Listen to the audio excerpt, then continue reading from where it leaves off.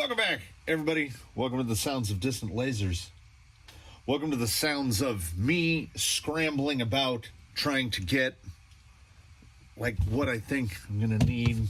I need these. Sure, I'll need that. We're gonna have to move Susan here for a second. Put that over there. We're gonna need this. What's gonna happen here today is the first part of something. To borrow from Burn Pink Express, the same, but also kind of different. This is, even to me, this is an unexpected process that we're initiating right now, even though I bought it with my own fingers and paid for it with my own money. It's still, to a point, antithetical to where we usually go, and we'll get to that.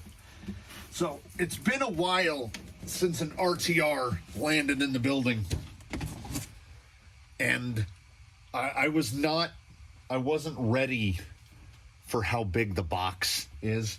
The last thing that came into here was in a box was not him. It was Blackjack, and the box that a Vanquish Phoenix slider comes in is about the size of a box that you would get a laptop in. It's like this big. This thing barely fits in the frame. So as we do, as is the way of these things, it's the whole process. Out of frame, I'm cutting the tape. We do the whole we do the whole thing together. Now we can. I'm trying to tell what's right side up. Okay. I think the only other element RTR that I've done was Yella, the Ecto, and as we all know, none of that remains. Okay. I think the box that had the radio in it was taped into the little. Well, it's a different garage in the box. I'm peering down inside the box. It's a different garage in there. I have tried to break myself of the habit of keeping every box, particularly a box that big. And then the box that came in was even bigger. Huh. It's a Fly Sky. It's got the horrific plastic knob also featured on the. This is a 4-channel radio. Oh. Throttle trim, dual rate, steering and throttle reverse. If it honestly, okay, not having used it yet, and it is light, like the typical weight of those radios that come with like 18th and 24th scales. It feels like that. The trigger feels like I was going to say garbage, but let's just say bad. So how this guy is going to go a little differently than the ordinary Canyon approach is. The ordinary Canyon approach is we open this thing up and we just start Canyonifying it, right? That's not what I want to do. This rig kind of had a baseline before he arrived in the building. He had a name, and that name, I just said the name, is Baseline. Because me and my buddy, GFO guy, Colonel guy, we were talking about how everything here is modified to some degree. Some I would classify as highly modified. So I'm curious as to how accurate, how much does the testing translate? Like when I put a part on RoboKitty, the stretched 4-wheel steer custom gearbox Rift, how indicative is that to other people of its performance? And I had to take a step back there. There might be some sneezing as it's cold outside. It's gonna rain, and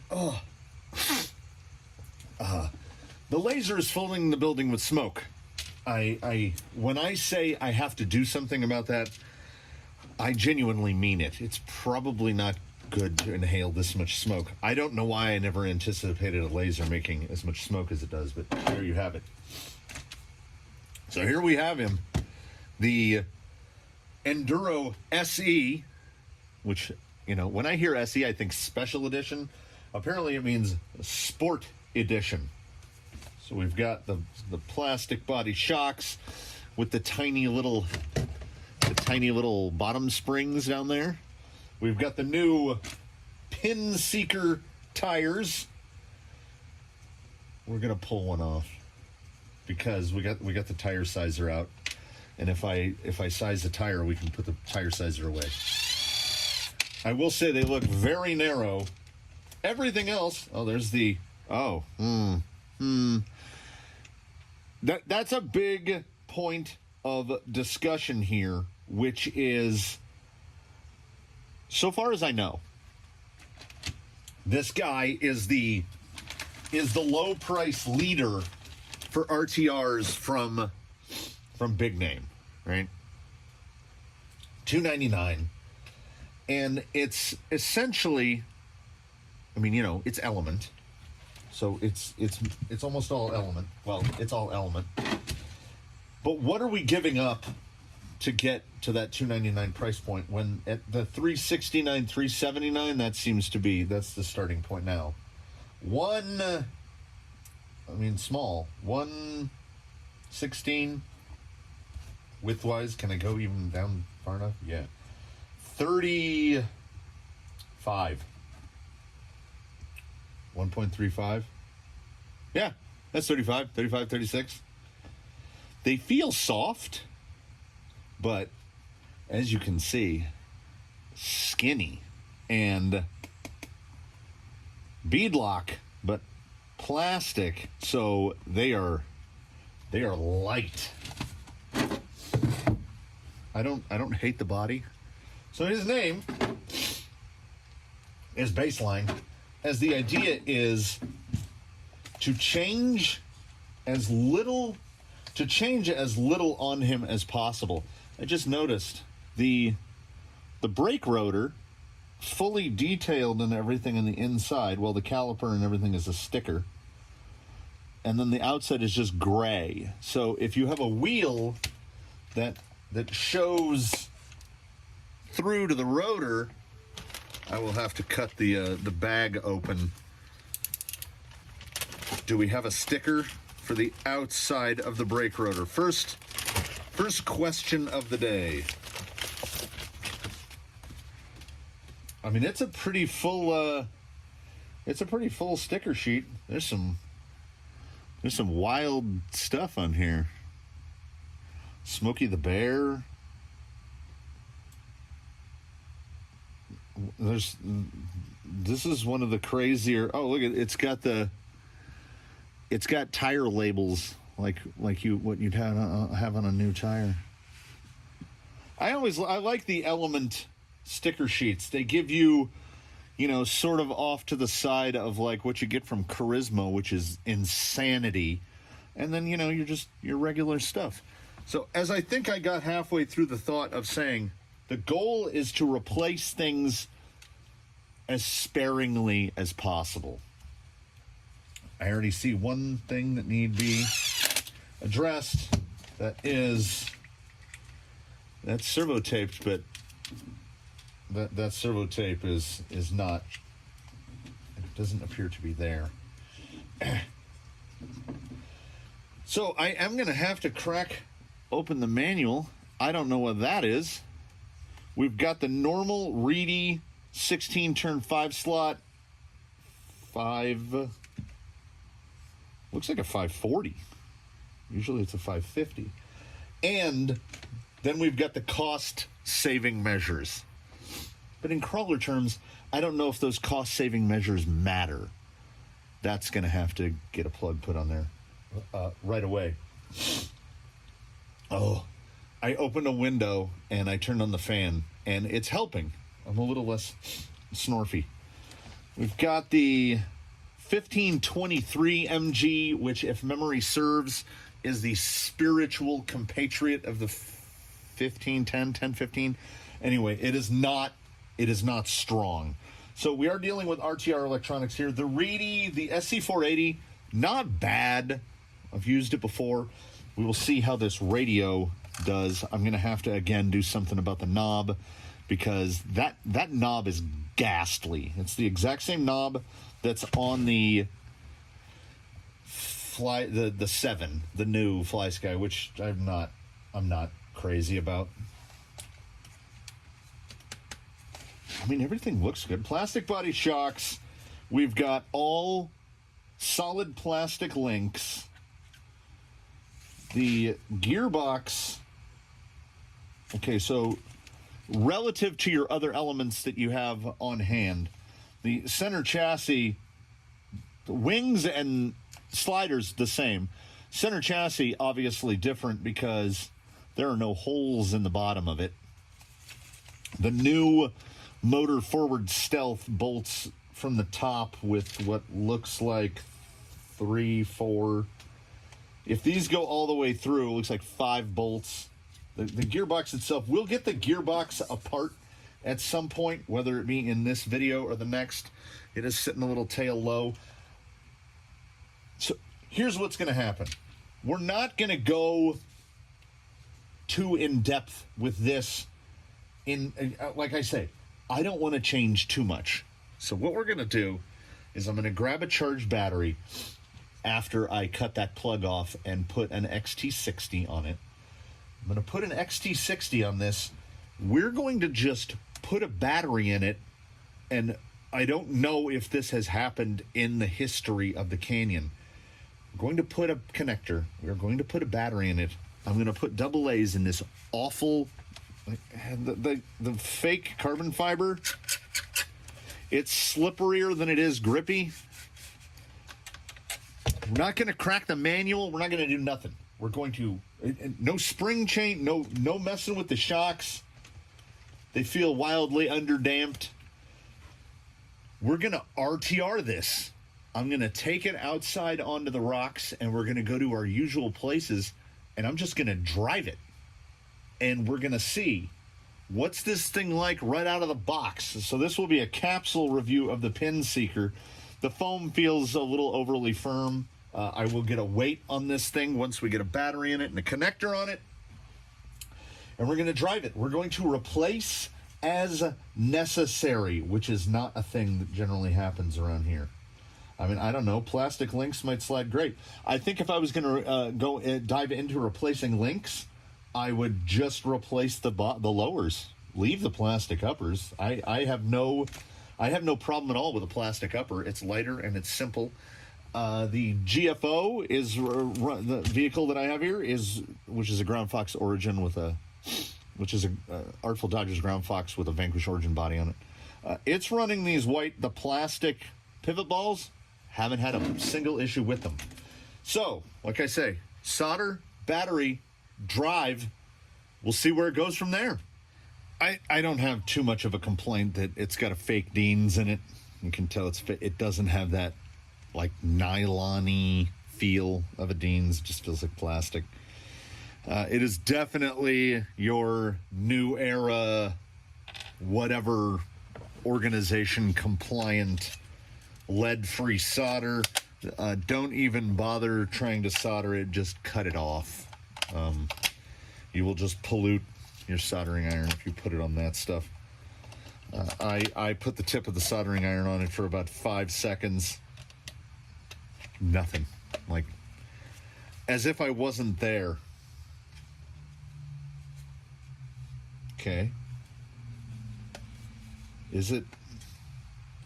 I don't know how I feel about the power switch being under a door. Tis what it is. Oh, switchless. We're switchless. It's quiet.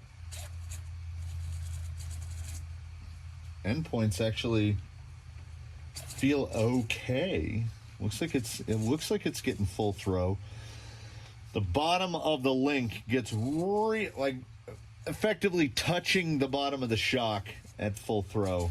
I don't know how I can best show that. Let's see how we get in there. Like the clearance is difficult to show, and yeah, there we go. So it's right there. It's a good amount of throw. We will see, and yeah, it sounds like a stealth. So I'm most curious about things like drag brake. All right, trim doesn't appear to pull from the throw at all. You have mysterious. There's also a G. There's a green LED. Well, because there's, yeah, like I say, we go at this like manly men, in which we don't open the manual. Still in the plastic bag, because I got a new thing, and it came home with me, and I wanna open it up, and I wanna drive it. Why is what's going on? All right, we should though. Oh,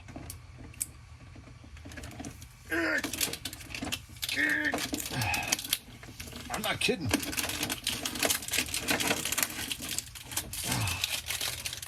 It's really on there, to the point where it left a bunch of sticky residue all over the roof.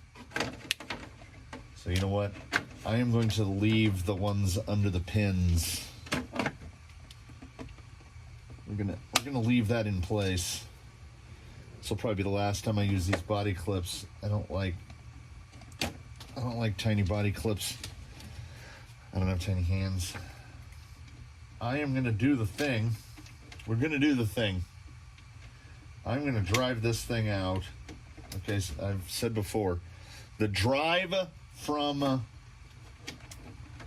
indoors to out definitely feels like it's got more front. Oh, yeah.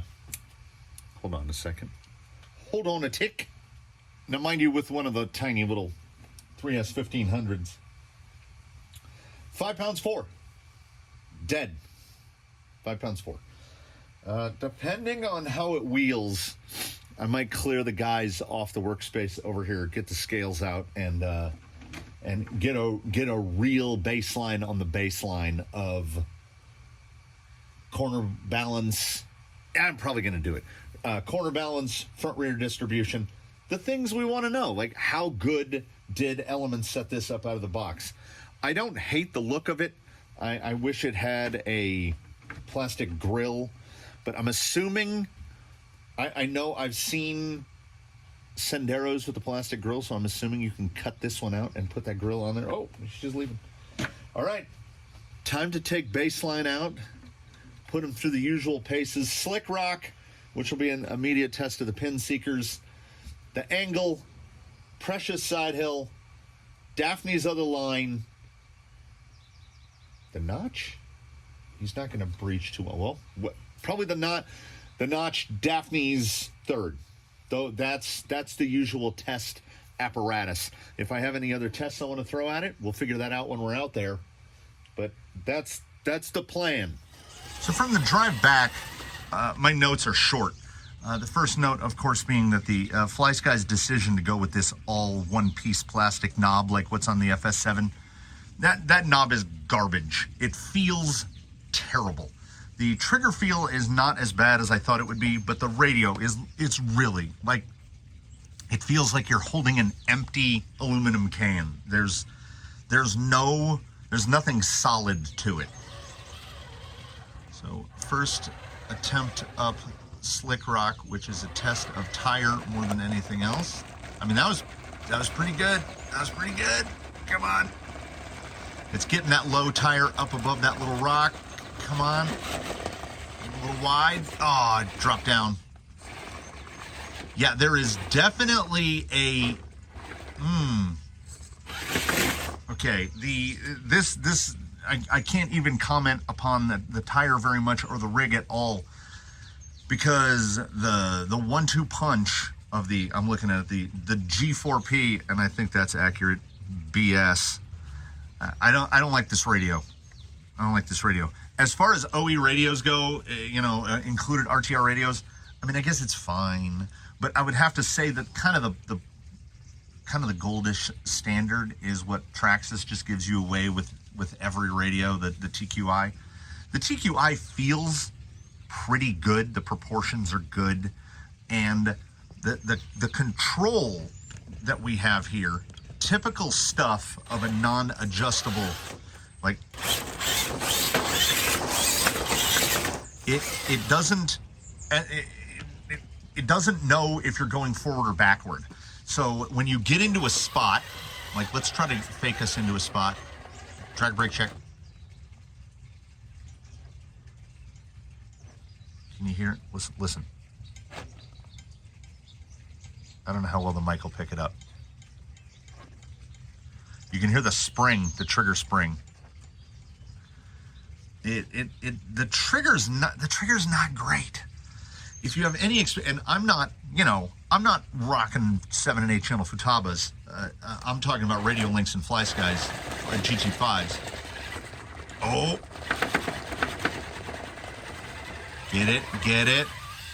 All right. So the Pin Seeker has proven itself more capable than my recent tests with the Pitbull Rock Beast in Alien Compound, and certainly more capable than the Pitbull Rock Beast in Compound. So the Pin Seeker is not bad.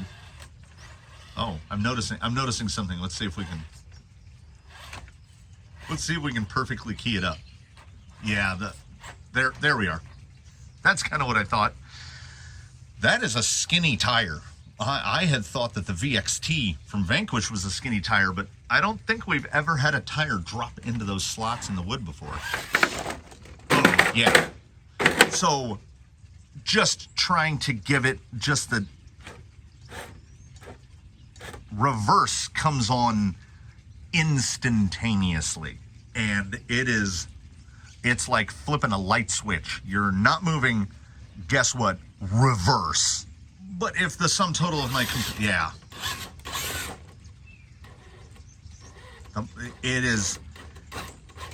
it's very difficult to modulate.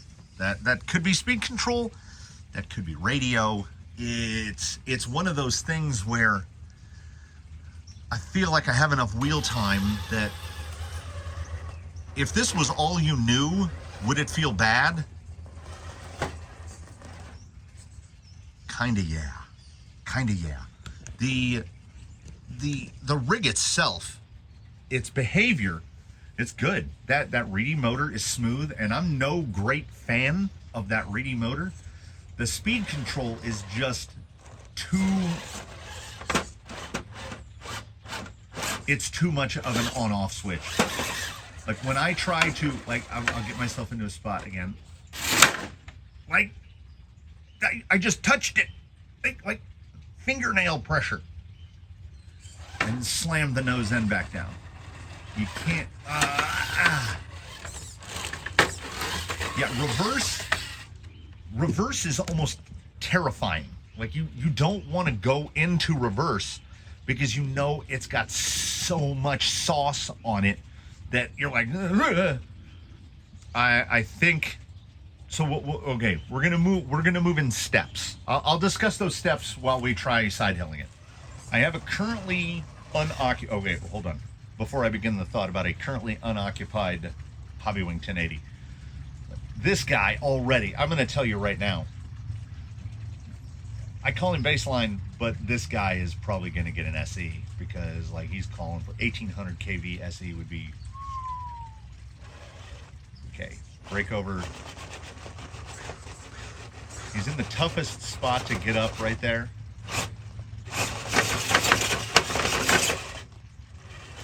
Had to give it a the low speed control is the answer to that question in Jeopardy terms is what low speed control.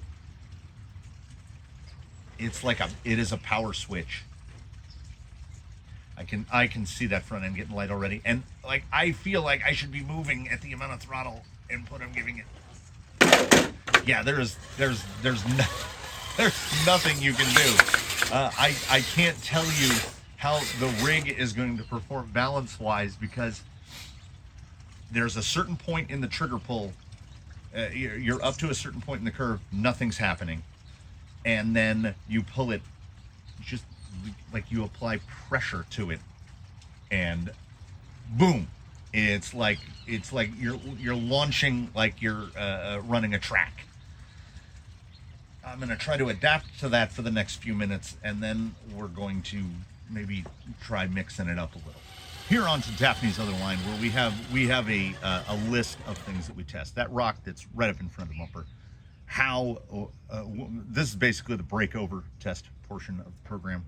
How well is it going to break over that, both in terms of clearance and in terms of traction, front versus rear. Go straight at, a little hang. Pin seekers are pretty short. Oh, I saw a glimmer. Yeah, that would have been more easily done if not for the radio or speed control or a combination of the two. And we want to get into this groove between the two rocks and hope that the tire has enough. Like you can, oh, show me.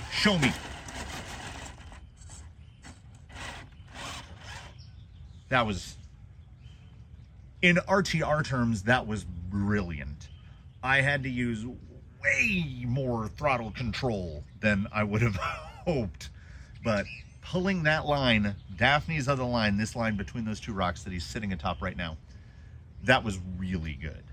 That was the first real true indicator of the performance of both the rig and the tires. That was really nice. Like, he felt like he was pulling all the way. But once again, reverse is more like being launched. It's like an aircraft carrier catapult. Yeah, these pin seekers though, look at that. That's not just my frequently opted for not bad. That's good. This guy is really held back by that speed. I feel like he's really held back by that speed control because I gave it, like I touched it in reverse launch. But man, did that show promise. I'm gonna try the breach. Got to come at this sideways. Guys with bumpers and this guy's front bumper goes out past the body. There we go. Maybe there we. Hold your breath. If we exhale, it's gonna knock it off. Yeah. The more I drive it and the more I kind of get used to it, that throttle behavior is.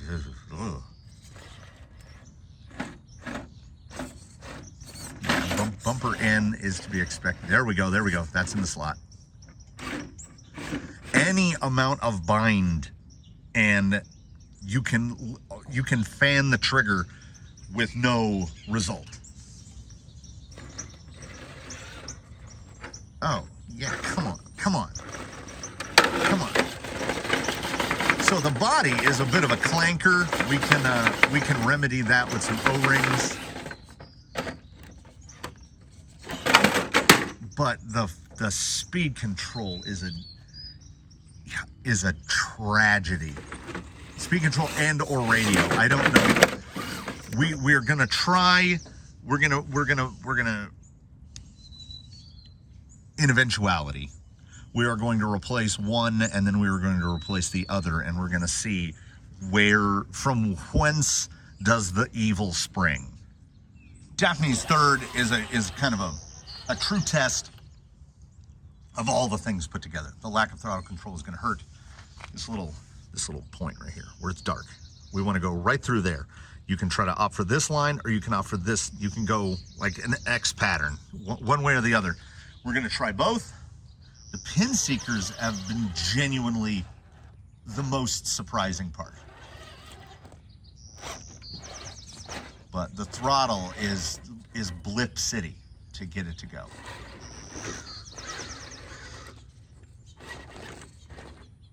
Trying the right hand line. Now, if I turn down, like, that's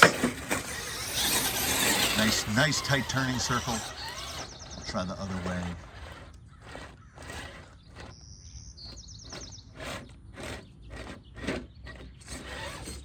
Oh, that's a straight up. And I feel like if I could get any kind of low speed controllability right there, that I think it would make it.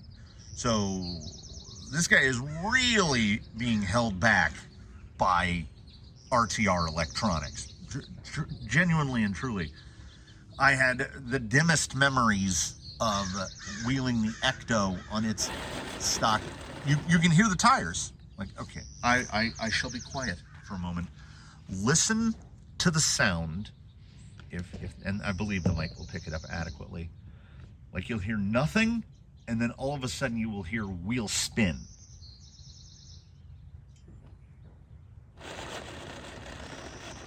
Right? That front tire, it wants it.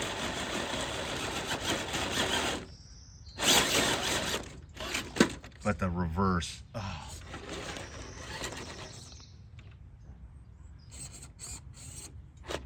You know what? The reverse is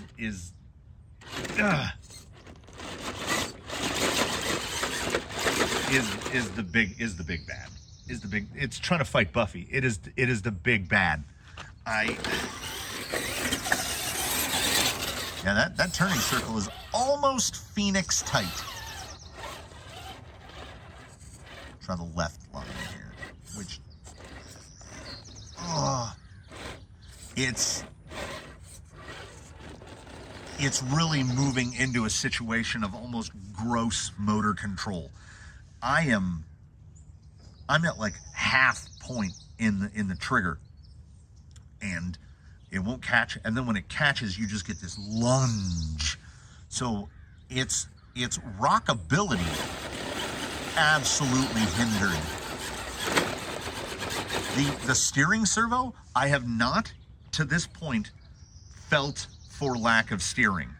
Now, mind you, the last time I experienced one of these servos was on the Ecto, and that is chassis mounted steering. So chassis mounted steering is fighting a triangle. So you got the Panhard bar. So everything is fighting against everything. I've often said that going to servo on axle is like doubling your effective torque from the servo. So this servo, which is, I think it says 15 kg on the case, and we'll test it. We'll test that. It's not a servo that I think you immediately need to go out and grab a 25 kg or something, or a 35 kg and replace it, because it's not bad. Yeah, every issue I'm having is with throttle control.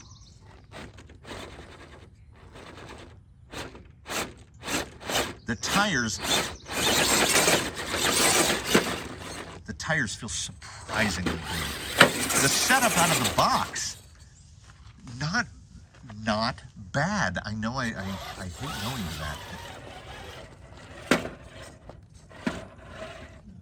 It's a bit clunky. Like I say, a little some judicious application of tape or shoe goo, and some O-rings on the body posts, kind of quiet it down a little bit. Take those big stickers off, which I'm going to have to attack it with some Goo Gone.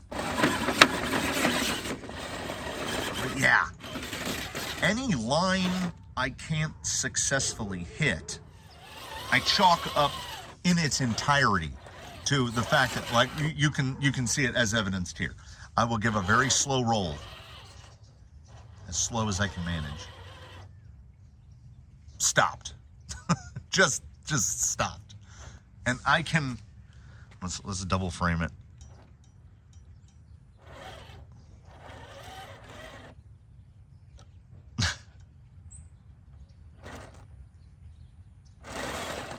Any load up just stopped.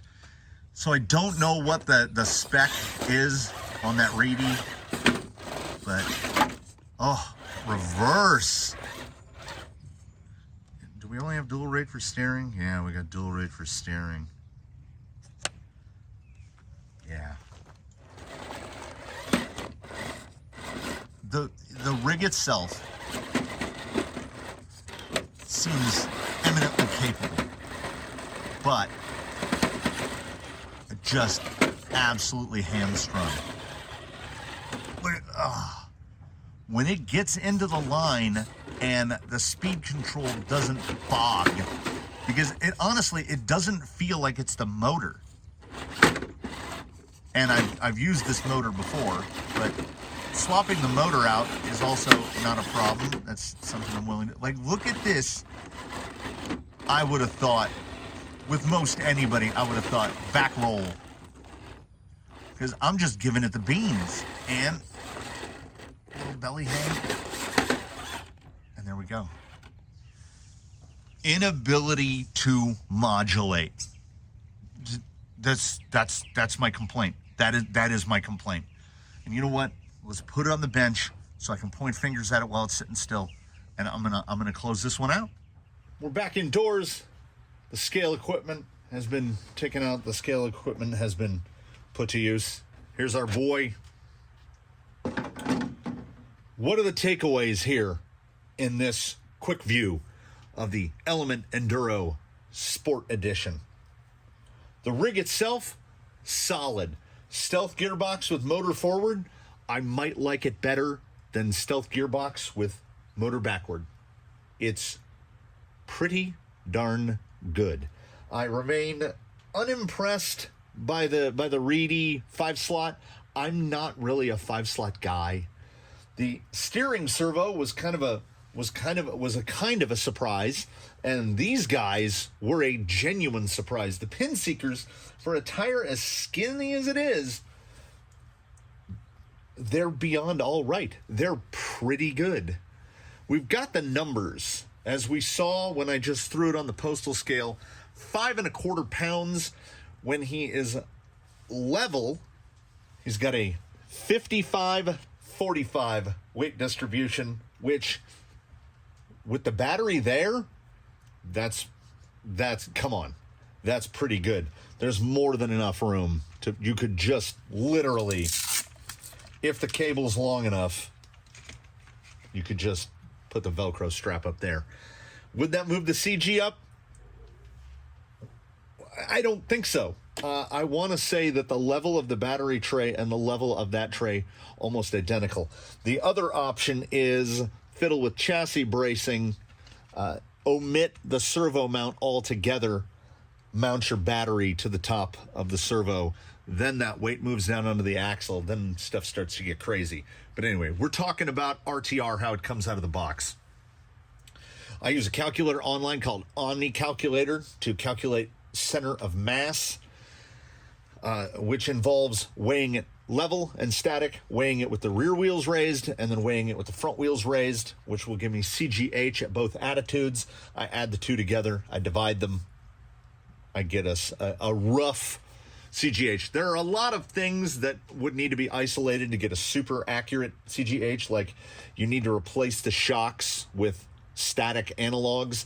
So if you have suspension motion while on the scales, that's going to skew it one way or the other. But we want to get a ballpark. Weighed it both ways. Got a 3.66 with rear raised because it has more front attitude, and a 5.06 with the front raised, which gives us an even split 4.36 inches, which if you were to look at this guy sitting on flat ground, that puts the CGH, so there's the 3 lines on the tire. The CGH at ride height, so the tire's right about there, is right at the top lip of the tire. I was genuinely surprised at how well the tires worked, at how well the steering worked. I didn't really notice that it was all plastic links everywhere. He wasn't banging too much into rock aside from diff housings, which is not unexpected. The only thing that was the real thrill killers of this, I'm assuming the SC480X, it's like an on-off switch. And like I say, we're gonna in future installments, we're gonna look at, is that the responsibility of this thing, or is that the responsibility of this thing? The easier one to change is just to pull the speed control out and put a known quantity in there, a 1080. And just from this is based on my assumption, having wheeled a couple of these a couple times, I would say just put a 1080 in it, and things will be quite a bit improved. As to this thing, you know what? I don't like it. I don't like it. The grip is big enough, but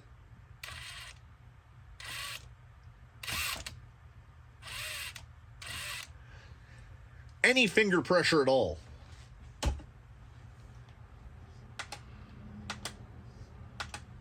The radio is 300 grams. It's 11 ounces. For point of comparison, it's twice as heavy as this calculator. How about we give that some meaning? A batteried up, ready to go RC4GS, 18 ounces. So there's some, it does have, and 2 more batteries, but there's just something about it, and I think most of it is this. So in this guy, let's look at him as the RTR that he is. What are the positives and what are the negatives? The positives are the pin seekers genuinely surprised me, particularly on plastic beadlocks. I think on alloy beadlocks, I think they could be quite good. They're a little narrow. That might not suit some people's tastes.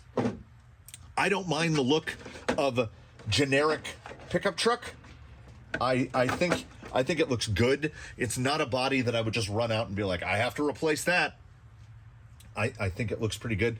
The wheelbase, I want to say, let me grab box. I want to say Element says 328, 12.8 inch wheelbase, which would be 328. I measured it like 5 times. It's 322, 323. And when it is sitting on level ground, I think you can see that.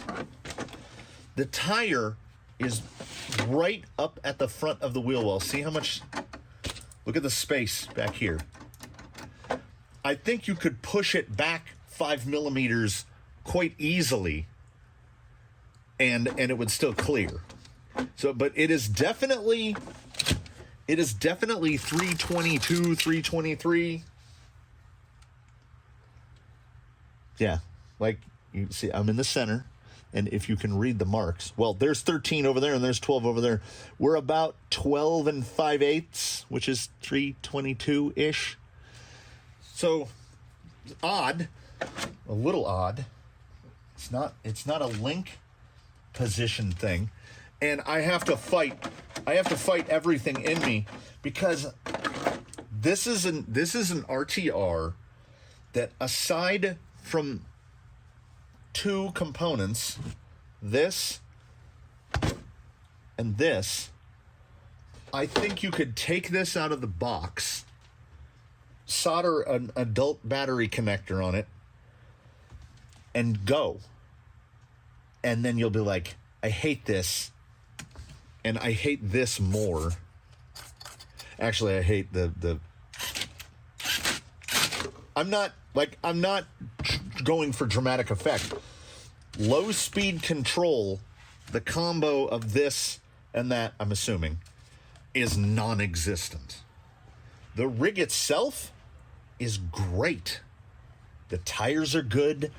You put a relatively low torque servo on axle, you're going to get more juice out of it. So let's say you compare this up against something like a base camp, right? Base camp costs you $70 more, and it's still going to have garbage electronics, only it's going to have Spectrum stuff, which is honestly worse. So with that $70, you could easily, speed control's $40-some, and you might already have one. Ignore the RTR electronics, though I think the motor is perfectly acceptable, and the servo is fine. The rig itself, I don't I don't feel huge failings with it. It drives nice.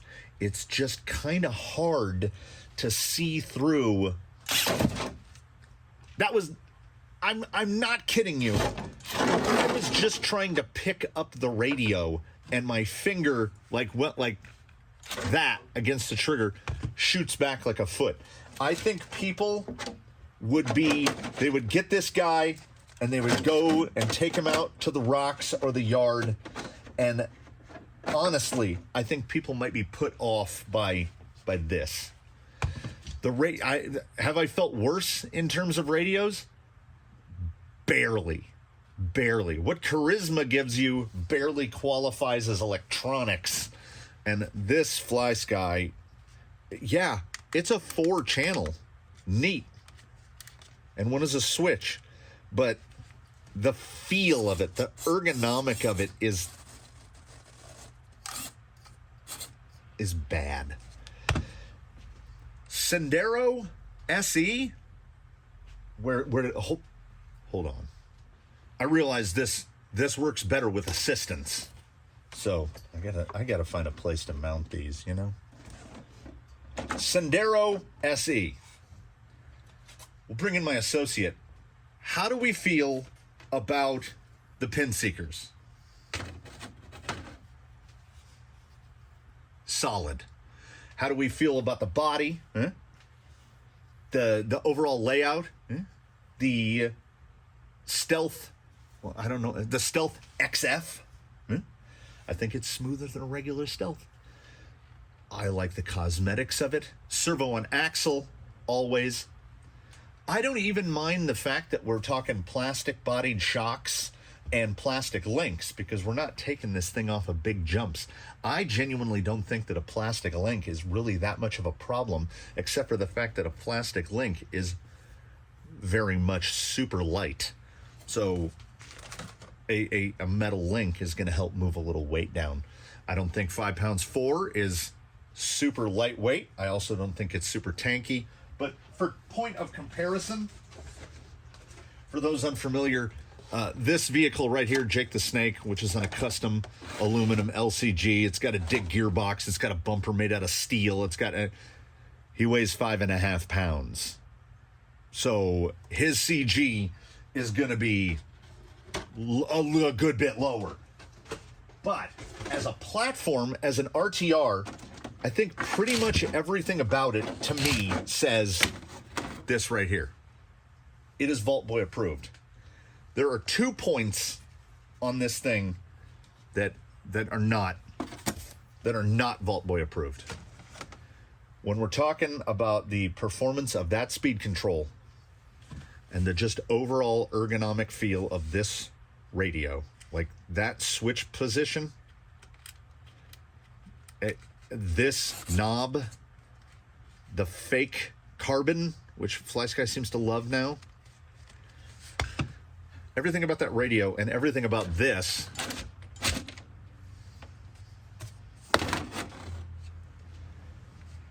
but hey, you know, overall, not overwhelmingly positive, but certainly positive. And at the price point, you know, unless you want that Sumo body, that $100 between, not the Sumo, what do they call it? Prolines is the Sumo. The one with the Samurai. It's $100 difference, this one to the one with the Samurai. You could do a lot with that $100. You could really do a lot. RTR-wise, overall, absolutely approved. I'm happy with it, to be sure. And the failings are thankfully not mechanical. It doesn't torque steer like a beast. It stays pretty level. That XF is not just faffing about. It actually works. The shocks with their little tiny springs on them appear to, like, you know, we've gone kind of like halfway to DravTech. They work, and out of the package, they feel really quite good. Whatever oil they put in there, it's nice. The balance is pretty good Forward drive is good. It's got a nice tight turning circle. It's kind of got everything we expected from Element. It's full of bushings, you know? It's full of bushings. But do bushings matter at 3 miles an hour? I contend that they don't. So over time, sure, it will get bearings put into it. I could put all bearings in it right now. I have enough. But it's good enough that I feel content, aside from this, to just go as is. So I hope this helped anyone out there on the fence thinking about dipping their toe into the, if not the entire Element ecosystem, trying out the SE. I thought it was a great idea when I first heard about the introduction of it, and I don't feel any more negatively about it now. I feel actually perhaps more positive about it now. It's really quite good. I am pleasantly surprised. Now, time will tell. Is that? Yeah, we got, like, even the little center pieces are plastic, which is not a problem, provided that they're the same size. I dig into a drive shaft bin, and yeah, there we go. Do they look the same size? I don't know. We'll find out together, but we'll find out later. Thus ends the quick view of the Element Enduro SE. Not glowing. We're not like, wow.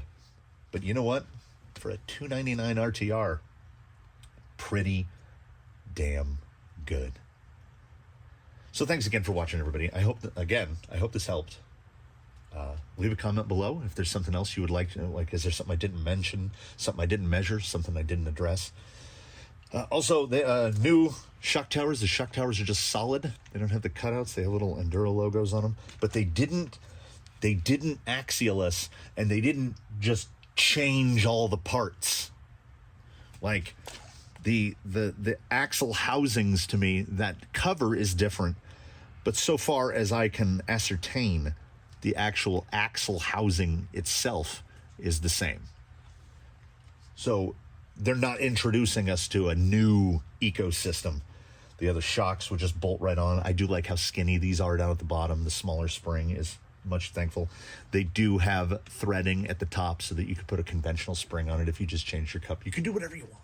Not to be anti-axial here in the postscript, but it just started raining.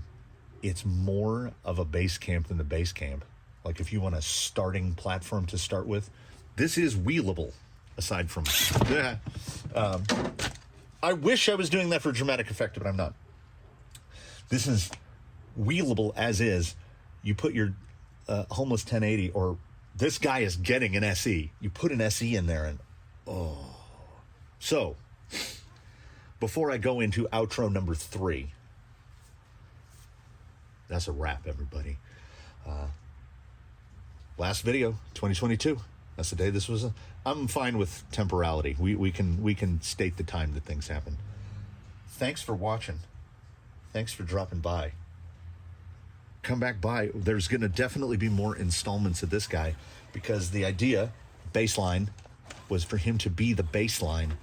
But he's so good, I feel like I gotta do some stuff. A little bit of stuff. Just a little bit. Tune in to see that. We look forward to it. We look forward to seeing you again. Thanks for watching for the 4th time. And I'm calling it. I'm out. Do we all agree, Vault Boy? Yeah, we do.